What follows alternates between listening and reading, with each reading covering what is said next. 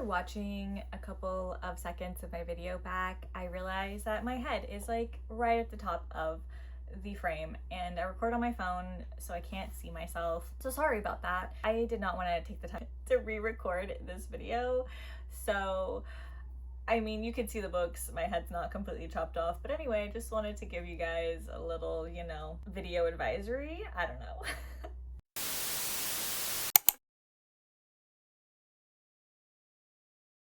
Hi friends, welcome back to my channel. If you're new here, my name is Rachel. In today's video, I want to talk about the 8 books that I read in March.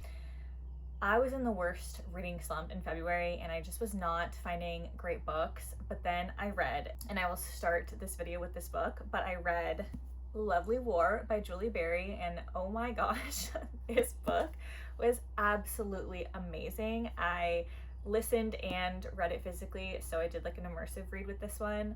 And I would highly recommend doing that. The audiobook was beautiful. There's like music that's talked about in this book. A couple of the main characters are very musically inclined, and so there are little songs, just like piano and stuff like that, no like singing. It was just a beautiful experience. This book is about Greek gods and they're kind of like arguing and fighting, and they end up telling the story about these 2 couples and their romance throughout, I want to say it's World War II.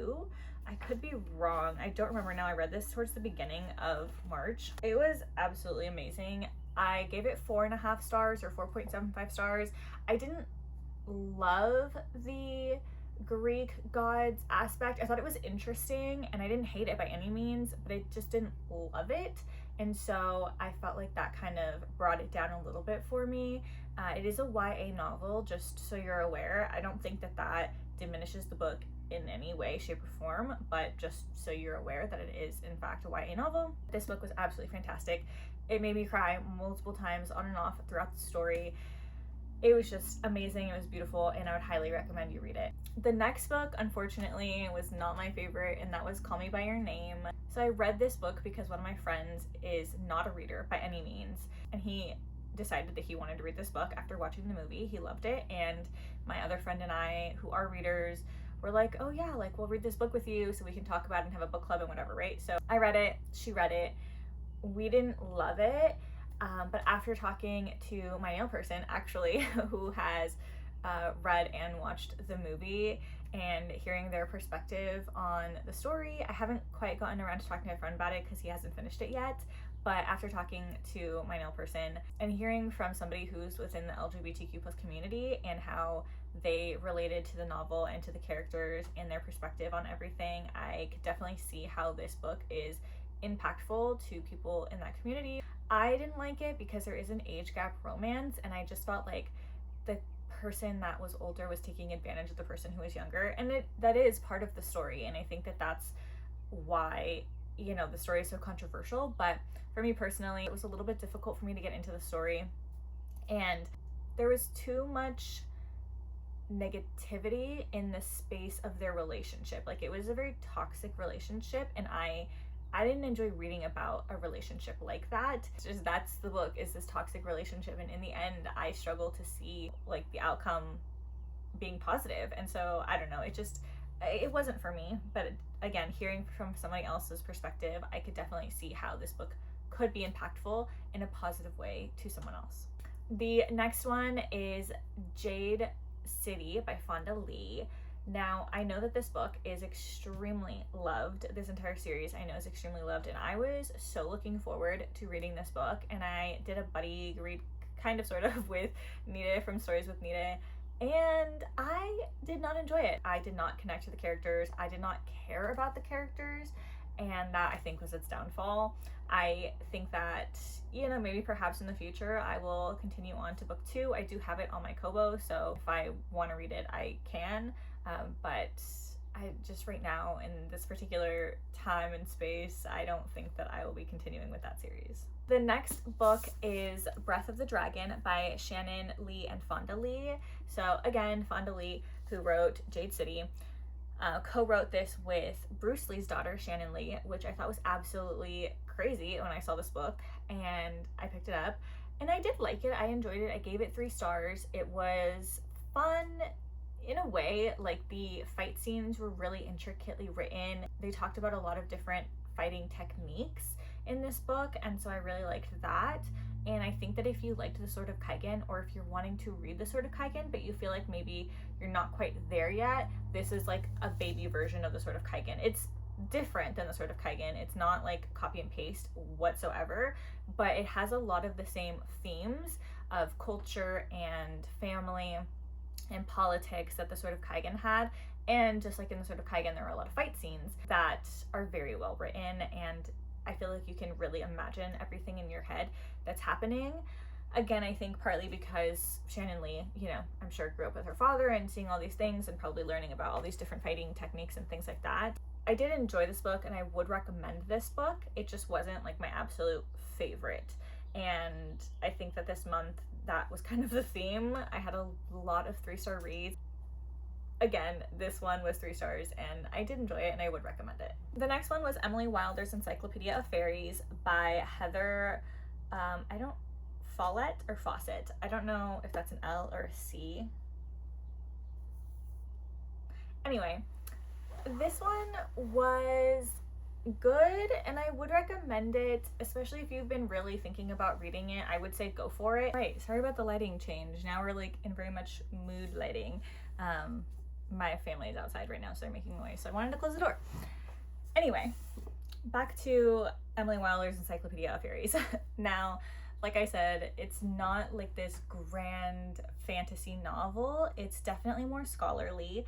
It's literally her writing an encyclopedia about fairies, and so it's very much that, you know, like there is a little bit of romance and whimsy, but nowhere near, I think, what other fantasy novels of this particular kind of like subgenre have. So I would just keep that in mind. But otherwise, I did enjoy the book. It was good. Like I said earlier, mainly 3 stars. This one was one of them. But yeah, I would recommend it. This next one, if it were not for this book club that I have with my friends, I would not have read this book. But that is Between Two Kings by Lindsey Straub. And not to say that this is a bad book necessarily, but it's just not great, you know? Like, it's a sequel to a book mainly about smut. This one did have less spice in it, and I think that the spice was more intentional. Like, there was a purpose behind the things that they were doing in this book, and so I did enjoy that better because I'm not a big like smut spicy person, and so the fact that those scenes had a purpose more so than in the first book, I did enjoy. But I think I probably liked the story better from the first book.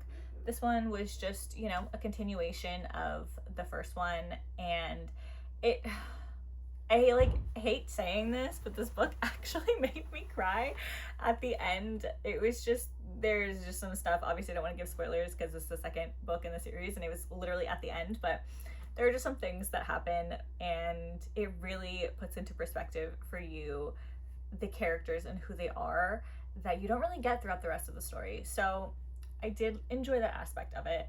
I will be reading the prequel with my book club when it comes out, so I will give you a recap of that one as well.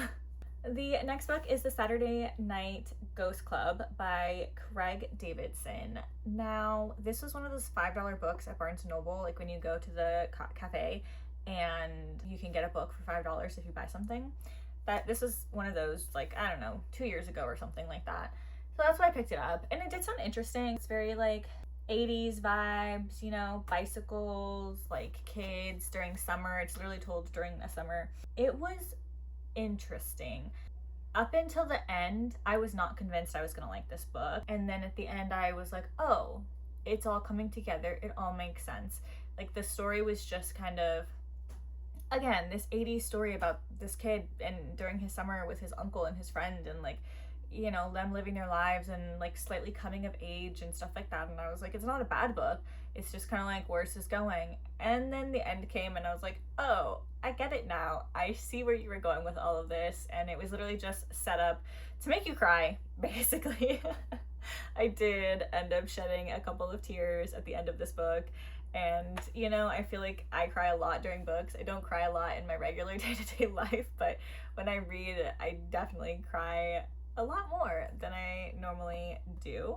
I just feel like the entire book was just a setup for you to get to this moment and for you to really understand and have this like emotional impact for these characters, and I think it definitely did that really well.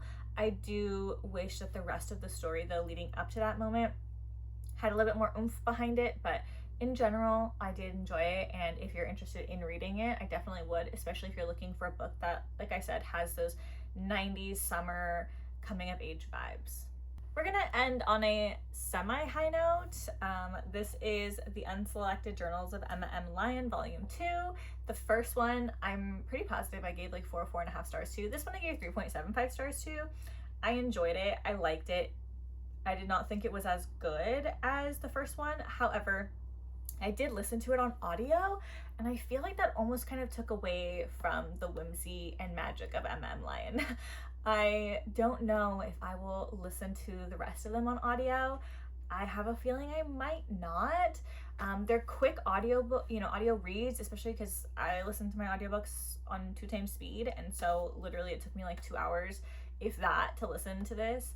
But I feel like that was kind of what ruined it for me almost. I felt like when I read the first one, I really like took my time and sat down and read every single page of this with like, you know, this hunger for wanting to know what's happening to Emma. And when I listened to it, it just didn't have that, you know. It was just kind of like, and I know I could slow it down, but the way my brain works is that if I listen to things at a slower pace, my mind tends to wander, and it also drives me insane because it sounds like they're talking in slow-mo. And so I listen to things on a higher speed because it just helps me focus better on the story, which I know sounds crazy, but I think that because it's faster, my brain has to focus on it more, and then I can actually like understand and like focus on what the story is saying and like what's happening. And then also I feel like in my day-to-day life, I tend to talk really fast and my mind is just constantly going, and so I feel like that's just the way my brain works. And so if I slowed it down anymore, I don't think it would have worked for me. But I do feel like the story needed to have been consumed for me personally at a slower pace, which is my regular reading pace. I am an extremely slow physical reader, which is why so much of my reading I do either tandem or audiobooks, because I just want to consume things so quickly and I physically can't because I am such a slow reader. And so I do tend to listen to a lot of audiobooks. Again, like I said, you know, and explained, that's just the way my brain works, and I feel like it works for me. But there are books like Emma M. Lyon for me personally that I feel like should be read physically, and I think I would have enjoyed it better. Not to say I didn't enjoy this book, but I do think that I definitely would have given it a higher rating if I had read it physically. I liked it. I enjoyed it. I would highly recommend it, especially if you liked the first one, which how could you not? Like, if you've read Emma M. Lyon, you definitely, I feel like, you know, you're gonna want to read the rest of them, right? So anyway, those were the 8 books that I read this month, or in March.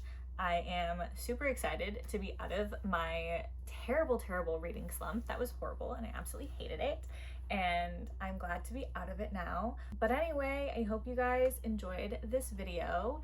If you like any of these books, or if you have any suggestions based on these books and my ratings of these books, please let me know in the comments down below. Not like I need to be buying any more books. I'm trying to work my way through my physical TBR, which is so fantastic because I read 6 out of those 8 books were off of my physical TBR. Anyway, I hope you guys are having a wonderful day or evening whenever you're watching this video, and don't forget to like and subscribe if you like my channel and like to see my videos. I promise I'll be posting more consistently now. I just kind of got into a rut. Anyway, have a great rest of your day, guys.